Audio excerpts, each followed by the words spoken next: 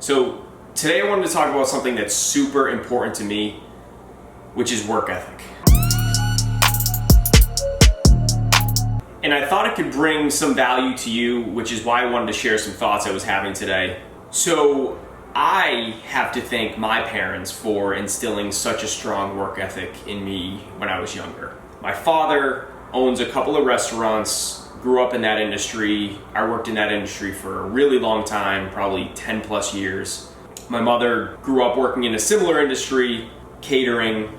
Growing up, all I can remember is how hard my parents worked. And learning that as you grow up is super valuable. Now, personally, I've worked a ton of different jobs, but the two that I have the most tenure with, first one is growing up working in the restaurant industry with my father, and two is the job I hold now, which is in sales. You might be thinking that these two industries are completely different, which they are, completely different industries, but they have a ton in common. And it all ties in together to what I'm talking about here. The 3 points that I wanted to make, which I feel has really contributed to the majority of my success.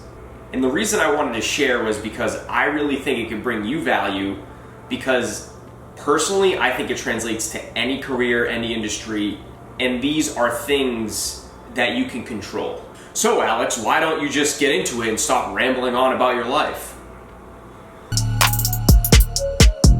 Number one is being prepared. In the restaurant industry, and anybody working in this industry will tell you, one of the worst things that you can do or not do is not prepare ahead of time. Going through a lunch rush or a dinner rush, being unprepared. I kind of relate it similar to what I think hell might be like. It's not fun. But this is what taught me not to slack off when you maybe have a little bit of downtime, it's not so busy in the restaurant. Those times where you really need to tell yourself to get your mind into work mode, right? You're there for a reason. Let's get to work. And it's the same thing in sales. I'm taught to be prepared for every meeting I have, from the one-on-ones that I have weekly with my manager to any client meeting. Be prepared. And the last point I want to make here is I don't mean that everything needs to be perfect, because what is that? But it means progress rather than a wasted effort. Number two is accountability, related to career, your life, anything really. Personally, I'm a big fan of Gary Vee. He preaches this a lot, but it kind of relates to my point about being prepared, in that you won't learn as much, you won't grow as much if you don't hold yourself accountable for what's going on in your life, in your career. And it doesn't make working with others easier either, which is something that I experienced a lot in the kitchen. I had days where I didn't prepare, wasn't ready in time, and that not only affects me, but it affects the rest of the line, it affects the rest of my coworkers.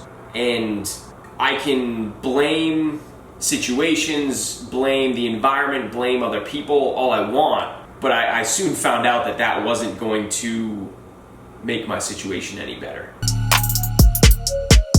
Last but not least is failing. Failing, being rejected, making mistakes in both the restaurant industry and sales. As you can imagine, there's a ton of that. And reflecting back, I think that has been my biggest teacher.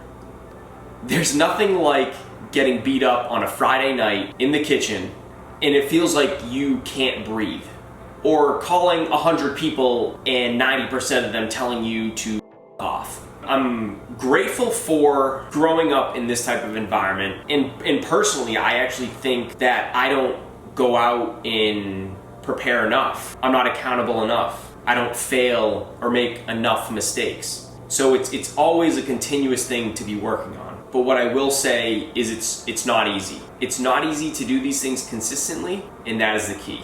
But it was just some thoughts I had today. I thought I would share with you. Hopefully it brings you some value. I'm out.